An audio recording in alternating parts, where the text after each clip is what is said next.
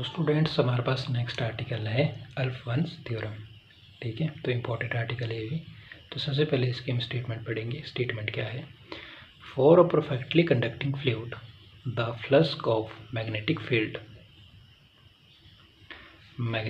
Intensity through any closed circuit particle moving along with the fluid remain constant. तो ये होगी इसकी statement. ठीक है, फिर आ जाता है इसका डायग्राम। तो इस तरीके से आपने इसका डायग्राम ड्रॉ कर देना है। ठीक है, तो जो हमारे पास यहाँ पर सी है ये है कर्व।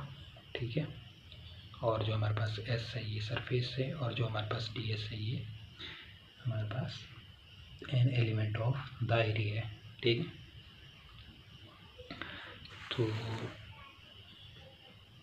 इसके बाद आ जाएगा हमारे पास let S be an open surface. जो हमारे पास एस क्या है? ओपन सरफेस था। ठीक है, of a fluid particle which at a time t. ठीक है, is bounded by the closed curve C. C क्या है हमारे पास? क्लोज कर्व है। ठीक है, as shown in the figure. Then the flux of magnetic field B bracket के अंदर आ जाएगा T comma r through an open surface S at the time t is given by. तो हमारे पास जो इक्वेशन वन बन जाएगी वो बन जाएगी F is equal to integral over S B bracket के अंदर आ जाएगा T comma R into D S. इसको दे देना है अपने इक्वेशन वन।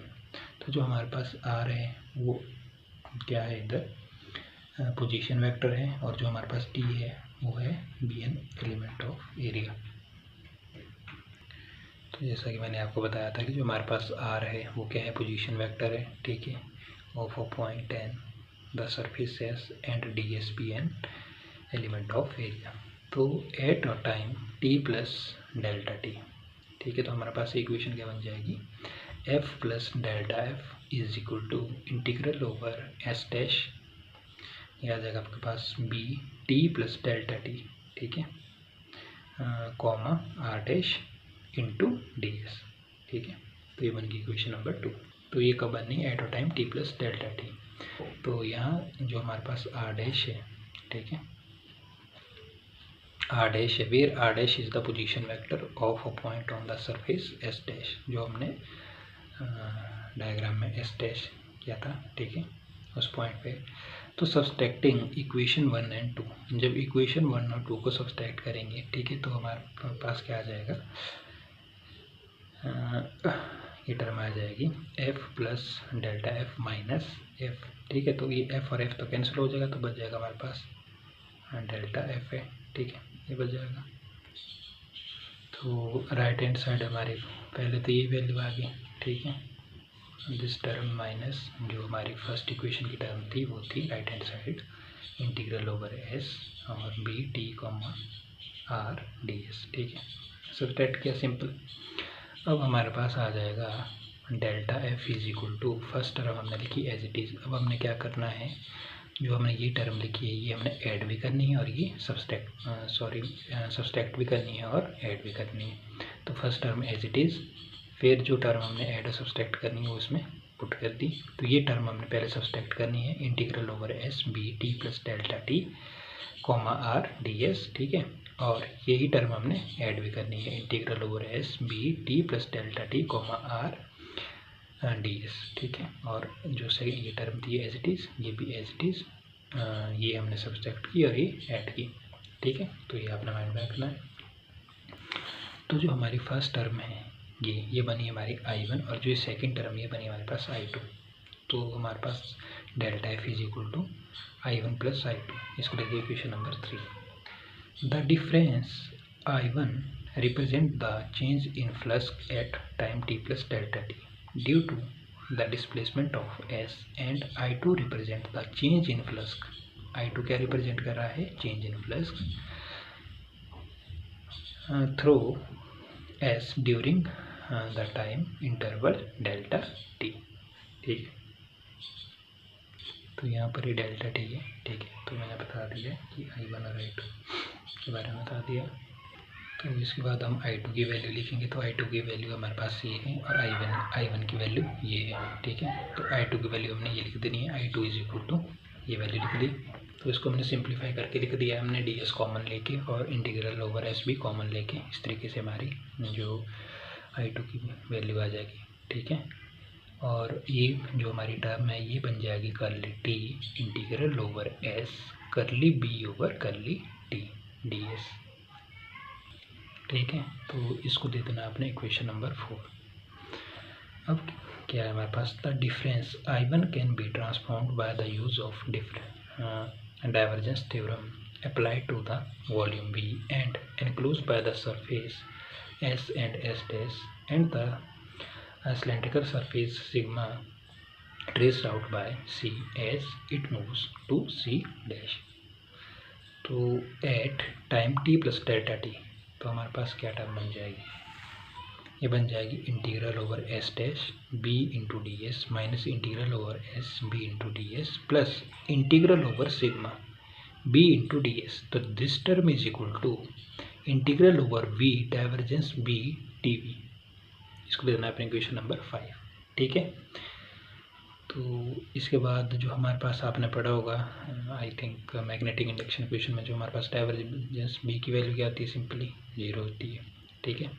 तो ये टर्म तो हमारी 0 बन गई। तो अगर ये टर्म 0 है तो हमारी होल टर्म ही 0 बन गई है। तो आप डायरेक्ट लिख सकते हो जो हमारे पास इक्वेशन 5 दी है, ठीक है। ये क्या बन जाएगी, ओनली जो आपकी फर्स्ट 3 टर्म है इज इक्वल टू 0, ठीक है। First term, second term, third term as it is रही और हमारी जो डाइवर्जेंस बी था वो 0 बन गया था। तो हमारी इक्वेशन ही पूरी 0 बन गई, तो इज इक्वल टू 0। इसको दे देना अपने इक्वेशन नंबर 6। अब क्या है आपके पास, in the time delta t one element t S of the curve C undergoes displacement V delta t to the first order and traced out of vectorial r D S into V delta t. तो 10 we have, तो हमने simply कौन सी जो value निकालनी है, इस value जो हमारे पास ये इक्वेशन 6 में, ठीक है। तो इसकी वैल्यू पहले हम फाइंड करेंगे क्या आएगी।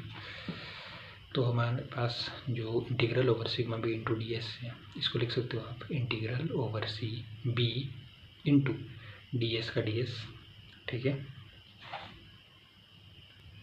इंटू वी डेल्टा टी है, ठीक है। तो मैं आपको थ्योरेटिकल बता दिया है कि इसकी जगह हमारे पास ये आ जाएगा, क्योंकि बी की जगह बी आ गया और हमारे पास डी एस की जगह क्या आ जाएगा, d S into V delta t आ गया, ठीक है।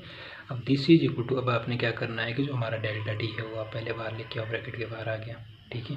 अंदर बच गया आपके पास इंटीग्रल ओवर सी, ठीक है। और सॉरी, हमने पहले डेल्टा टी बाहर निकाल दिया, ठीक है, इधर आ गया और जो डी एस है वो इधर लेके गए, ठीक है। तो अंदर रिमेनिंग टर्म क्या बची हमारे पास, इधर बी बची और इधर वी, तो वी क्रॉस बी आ गया इंटीग्रल ओवर सी सिंपली। तो जो हमारे पास ये टर्म है ये आ जाएगी हमारे पास integral delta t integral over S curl V cross B d S, ठीक है। कैसे, बाय स्टोक्स लॉ। रीज़न भी दे देना है क्यों बनी, बाय स्टोक्स लॉ, ठीक है। ये टर्म हमारी इसको इक्वल बन गई है, ठीक है। अब it follows from this result and from equation 6, तो इक्वेशन 6 क्या आती है हमारे पास, इक्वेशन 6 ये थी हमारे पास, ठीक है। तो इक्वेशन 6 की अगर हम बात करें तो हमने इसकी वैल्यू निकाल दी है, ठीक है। तो ये दो टर्म हमने पहले एज इट इज रखी, ठीक है। तो ये दो टर्म हमने एज इट इज लिखी है, ठीक है। जो हमारे पास थर्ड टर्म थी, अगर इसको हम राइट हैंड साइड मूव करेंगे तो नेगेटिव साइन नेचुरली आएगा, ठीक है। तो इसकी वैल्यू हमने निकाल दी है। तो इसकी वैल्यू जब हम निकाल दी है तो अगर हम पुट भी करेंगे तो हमने ये इक्वेशन तो राइट हैंड साइड ले गए हैं, ठीक है। तो राइट हैंड साइड ले गए तो इसका मतलब कि इसके साथ नेगेटिव साइन भी लगेगा, तो नेगेटिव का नेगेटिव साइन हो गया, ठीक है। तो इस टर्म की जो हमारी वैल्यू आई थी वो ये आई थी, ठीक है। तो वो हमने इधर लिख दी है, क्लियर हो गया, ठीक है। और इसको आप बोल सकते हो कि ये टर्म है I1 के इक्वल है ये टर्म, ठीक है। सिंपली आपने समझ लिया। तो ये जो टर्म है, ये जो आपके पास टर्म निकली है, किसकी इक्वल है, I1 is equal to I1 इसकी इक्वल है। तो देयरफॉर फ्रॉम इक्वेशन 3, तो इक्वेशन 3 हमारे पास क्या थी कि जो हमारे पास डेल्टा एफ है is equal to I1 plus I2 है, ये थी हमारी इक्वेशन 3। तो delta F is equal to I1 plus I2, ठीक है। तो I1 की वैल्यू आपकी यहाँ निकल गई है ये वाली, ठीक है, और I2 की वैल्यू आपने इक्वेशन 4 में निकाली है, ठीक है, जो कि है delta t over integral over S curly B over curly t d S, ठीक है। तो वो आपने जस्ट पुट कर दी है इसमें। फिर आपके पास जो आपका डेल्टा एफ है, ठीक है, तो ये आ जाएगा हमारे पास delta t integral over S आपने कॉमन ले लिया, ठीक है, और इधर से आपने डी एस इनसे डी एस कॉमन ले लिया बाहर को, तो इधर आ जाएगा हमारे पास करली बी ओवर करली टी इधर आ गया, और जो हमारे पास ये है ये आ जाएगा हमारे पास minus curl B cross B, ठीक है। अंदर तो हमारी ये अगर आप इसको ओपन करोगे, ठीक है, तो हमारे पास ये टर्म पॉजिटिव में आ जाएगी, ठीक है। अगर आप इसको ओपन करोगे तो हमारे पास, तो जब आप इसको ओपन करोगे तो हमारे पास इसी फॉर्म में बनेंगे, ठीक है। सिंपली हमने क्या किया, डेल्टा टी बाहर ले लिया, करली बी और करली टी इधर लाया, ठीक है, और साइन को चेंज करके फिर हमारे पास इधर आ जाएगा कर्ल बी क्रॉस बी, ठीक है, डी एस। तो अगर इस इक्वेशन को ओपन करोगे तो हमारे पास ये बनेगी, ठीक है। तो आपने साइन देख लेंगे इसमें किस तरीके से यूज़ किए। तो जो हमारे पास ये है करली एफ ओवर ये जो ये टर्म है ये लाई आपने इसके फॉर्म में, तो ये बन गया डेल्टा टी, ठीक है। और हमारे पास जो रिमेनिंग टर्म थी वो आपने एज इट इज लिख दी, क्लियर। तो नेक्स्ट स्टेप में अगर आप delta T limit delta tend to 0 करते हैं, ठीक है, तो नेक्स्ट इक्वेशन क्या बन जाएगी आपके पास, delta t tend to 0 limit delta t tend to 0, sorry delta t था, तो हमारे पास इधर भी डेल्टा टी है, तो ये भी डेल्टा टी हो गई, आई थिंक डेल्टा टी होगा, ठीक है। बाकी आपने चेक कर लेना है अकॉर्डिंग टू मी, तो ये डेल्टा टी होना चाहिए। तो curly F over delta T is equal to ये टर्म आ जाएगी, ठीक है। बट हमारे को पता है कि जो हमारे पास करली बी ओवर करली टी है ये किसके इक्वल होता है, कर्ल बी क्रॉस बी, आपने पढ़ा है ये मैग्नेटिक इंडक्शन इक्वेशन में, ठीक है। तो उस टाइम इसका यूज हुआ था, तो ये इसके इक्वल है, तो अगर ये इसके इक्वल है तो ये तो सेम टर्म बन गई, तो सेम टर्म हमारी कैंसिल आउट होगी, ठीक है। तो हमारे पास करली एफ ओवर डेल्टा टी की वैल्यू 0 आ गई। तो यहाँ इंटीग्रेट अगर आप करोगे तो हमारे पास एफ इज़ कॉन्स्टेंट, तो हेंस द थ्योरम। तो ये था कंप्लीट सोल्यूशन अल्फांस थ्योरम का, ठीक है। तो इम्पोर्टेंट आर्टिकल है, एग्ज़ाम में पूछा जाता है, तो आपने अच्छे से प्रिपेयर कर लेना पहले।